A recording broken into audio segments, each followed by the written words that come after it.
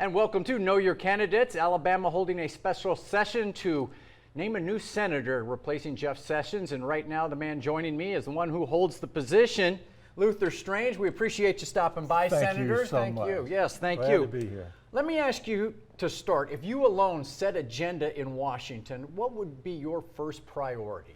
My first priority has been, from day one, since I've been in the Senate, to support President Trump and his agenda. So repealing and replacing Obamacare, tax relief to the average citizens of this country, infrastructure, build the wall. We've got a lot to do in Washington, and that's been my agenda from day one. Well, let's talk about health care. Obviously, it's had its difficulties certainly getting through the Senate, right? It looks bad at the moment. Can you give us some hope that something can get done?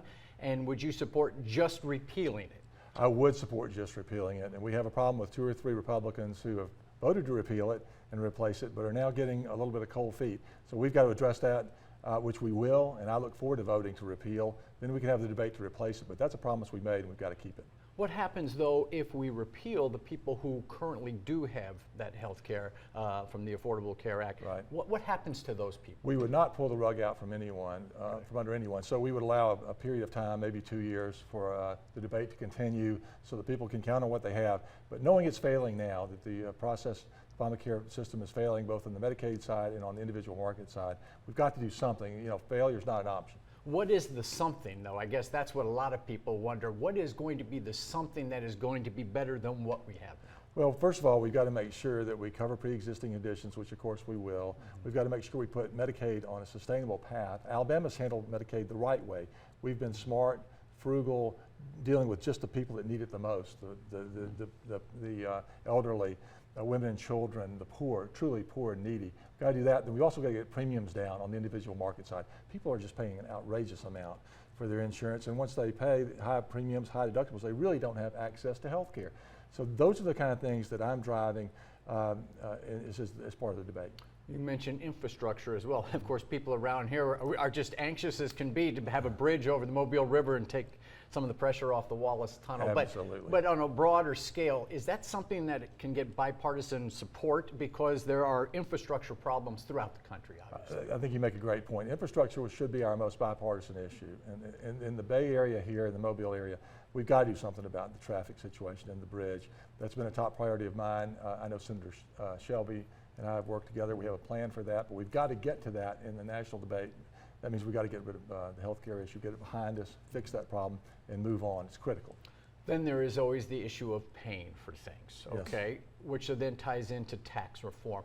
Which direction do we go on tax reform that is then going to open up money that we can spend on infrastructure in this country? I think you make a great point again, and the way we can do that is grow the economy, tax relief for the average citizen, get more money into our average folks that are working so hard out there, into their pockets, so then they can start spending money.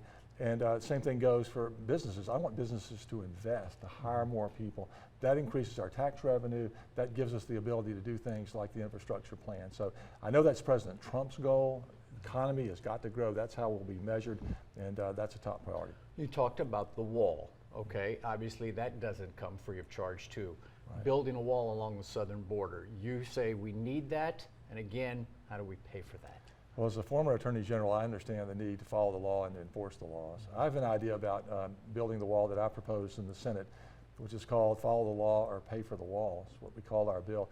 And it's aimed at sanctuary cities, for example. It's a pretty significant problem. They get infrastructure funding that's supposed to go towards building the wall. They are not cooperating with the federal government. They're basically giving sanctuary to illegals. I've said if you won't follow the law, let's take the money that would, infrastructure money that you would ordinarily get, and we'll use that to build the wall. So I think we've got ideas, we've got to incentivize our people to do it, and we're working hard to do it. All right, Senator Strange, thank you so much. We appreciate you stopping by. Thank you so much for having me. Absolutely. All right, let's go back to you guys. Okay, that is for the special that we have. Can I ask you one question? Sure. Keep rolling, guys. Yeah. Obviously, it hasn't been the greatest week for your predecessor, Jeff Sessions. The New York Times report that the president says he might not have nominated him had he known Senator Sessions, and then now Attorney General Sessions would recuse himself. Your thoughts on that? Do you feel, if it were you, would you resign? Well, Jeff is an old dear friend of mine who got me involved in politics. There's no finer person in the country than Jeff Sessions. I think what you're seeing really is more a sign of frustration from the president, because the national media is just obsessed with this Russia thing. And I've said from the very beginning, we're going to get to the bottom of any involvement by the Russians in our elections. But what we want to do, what I want to keep focused on, is the agenda that we've talked about: tax reform, repealing and replacing Obamacare, infrastructure spending, building the wall, the things the president campaigned on. So I really think you're seeing more frustration than anything else. I appreciate your time again.